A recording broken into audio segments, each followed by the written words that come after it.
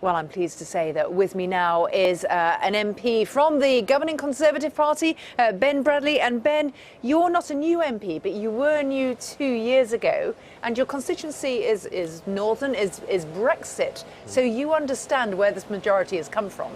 Yeah, I mean, we've been talking about this for the last 2 years, really, and trying to make the case for the Conservative Party to go out and target this part of the world, the seats that we've won this time, because we did do well in seats like mine and a handful of others in 2017, and that's kind of come good in terms of a manifesto and an election that was focused on those groups with a message that really hit home, and a Labour Party that really struggled, obviously. But we've heard Boris Johnson talking about get Brexit done. We've seen him with the bulldozer, smashing the wall, big promises. How does he deliver them within the time span of a parliament? Well, there's no excuses now. We've not been able to deliver a lot in the previous parliament because of the deadlock and the lack of majority, but that's not the case. We've got this whacking great big majority. The challenge for those particular communities is how do you, as a new MP, learn to navigate this place, learn to draw that cash and that support down from government and from the Treasury. But from the Prime Minister's point of view, I think the plan is right. It's about delivering for those public services. It's about getting cash and investment into the communities that have supported us for the first time and repaying that faith.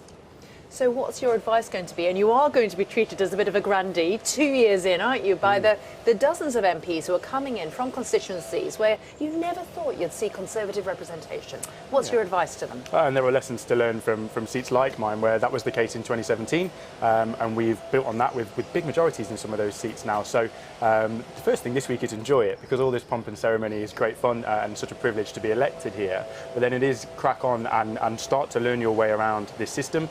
Start to talk to those figures in government, the Chancellor and different departments for the issues that affect your area. The biggest indicator for me of decline across some of these seats is things like town centres. How do you get more shops into your town centres? How do you have in 5 years' time that big infrastructure project you can point to that says, I did that, and that's the benefit of a Conservative government? That's the challenge that these guys face. Because in 5 years' time you're not going to have a whole range of new free trade deals to point to, or thousands and thousands more nurses or police on the streets, because the training is ongoing. So there is a danger that a lot of voters who lent their votes to your party will go, well, they didn't provide instantly. Well, I think they absolutely are lent votes. We've not made the people of Wakefield or Leigh in the north into Conservatives overnight. They've been Labour voting areas forever. But if we deliver on our promises, we can certainly keep hold of those voters. That is public sector changes and improvements, which take a long time.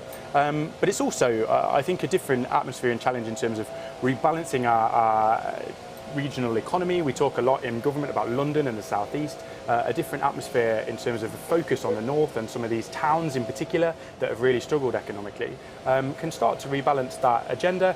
And actually for colleagues, some of them have had the same MP, Labour MP for a long, long time, who's been kind of invisible. That was certainly my case. If they're vocal and visible and people start to think, actually my Member of Parliament is working for me, that's a big impact as well. And are you also saying, obviously very politely, to Boris Johnson and to members of the Cabinet, look, it's a different party now, and we may want different things from you at the top? It absolutely is, with different priorities, I think, and a different kind of core group of voters, a very different group that we had a few years ago. And come the next time, I think, key factors in all the polling in this election were Brexit, which will be done by the next election, Jeremy Corbyn, who won't be there at the next election. So we have got to deliver. We can't just bank on being able to keep these seats if we don't get it right. Ben, I look forward to speaking to you again about the progress of your government and what you're hearing from your constituents back home. Thank you very much, Ben Bradley, MP for Mansfield there.